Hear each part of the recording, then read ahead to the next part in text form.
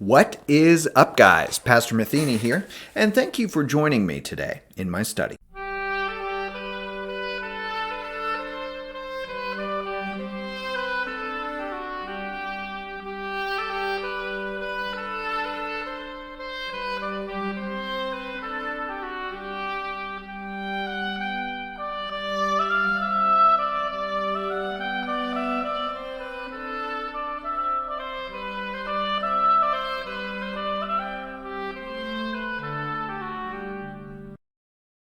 So today, once again, we will continue our series through Psalm 119. Today, we'll consider the section dedicated to the Hebrew letter Zayin, which is verses 49 through 56 of the 119th Psalm.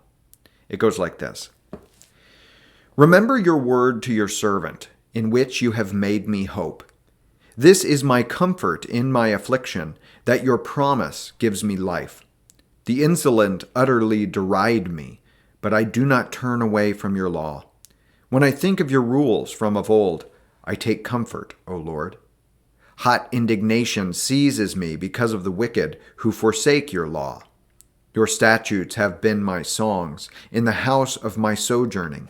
I remember your name in the night, O Lord, and keep your law. This blessing has fallen to me, that I have kept your precepts. So once again, we have the psalmist meditating on the goodness of God's word and the various kind of aspects of what it is to him and how it is a treasure to him. So he says things like, remember your word to your servant in which you have made me hope. Oftentimes in life, as a Christian, we wonder where God is. We look around at our situation and we feel hopeless, and we wonder what he's doing now and why he's not doing perhaps what it is that we would want him to do. And it seems to me that the psalmist is in a situation something like this, and his approach, what he does toward God is I think, probably what we ought to do. He directs his mind once again to God's word, in which God has made specific promises to him, and says, remember your word to your servant in which you have made me hope. God, you spoke promises to me, and I'm going to hold you to those promises because I know and believe that you are faithful. And so even though I can't see how you're fulfilling those promises to me right now, I want you, God, to remember them, that you have made them. This is a way of sort of expressing concern towards God in a really faithful way, and keeping his word at the forefront of our minds. This is my comfort in my affliction, that your promise gives me life. Again, when I'm suffering, when I'm in a bad, dark place, I remember and meditate on God's word and what he has said to me in his word. And therefore, I know that that's where my life comes from. The insolent utterly deride me, but I do not turn away from your law. People might mock me for getting up early on Sunday morning and going to church. They might think that I'm silly for reading an old book so often, for dedicating so much of my life to learning and understanding an esoteric religion that's developed over the course of millennia.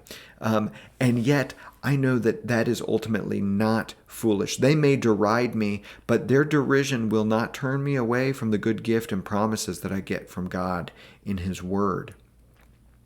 When I think of your rules from of old, I take comfort, O Lord. When I think about your word and what you have done, what you have delivered to me, I take comfort, even in the midst of suffering. Hot indignation seizes me because of the wicked who forsake your law. It irks me that people don't see God's word as the treasure that it is. And I yearn for them to recognize what a good gift it is, that they would not mock it and deride it, that they would not mock and deride God's holy church, but instead that they would see it for the treasure that it is. Your statutes have been my songs in the house of my sojourning. Quite frankly, Christians do and have always sung God's word. It is an object of joy to us, God's word. And so there's no more fitting thing that we might do with it, but that we would joyfully sing it. And so, of course, that's what we do with our canticles and our hymns and our songs. I remember your name in the night, O Lord, and keep your law. I recall who you are even when I'm in a dark place, and I guard, I treasure your word. This blessing has fallen to me that I have kept your precepts. It is a blessing to us that God has given us His Word, and our right response to that gift is to treasure it, is to guard it, is to keep it, is to live our lives in accordance with it, is to uphold it, is to speak it in the face of derision and challenges in the midst of dark places where we might suffer and even be tempted to despair. But ultimately, we know that God's Word is a treasure, is our life, is a guide and a light to us in dark places. So I hope that this meditation on Psalm 119 has done that for you today. I know and believe, because of what God has said, that it has for you as it has for me as well.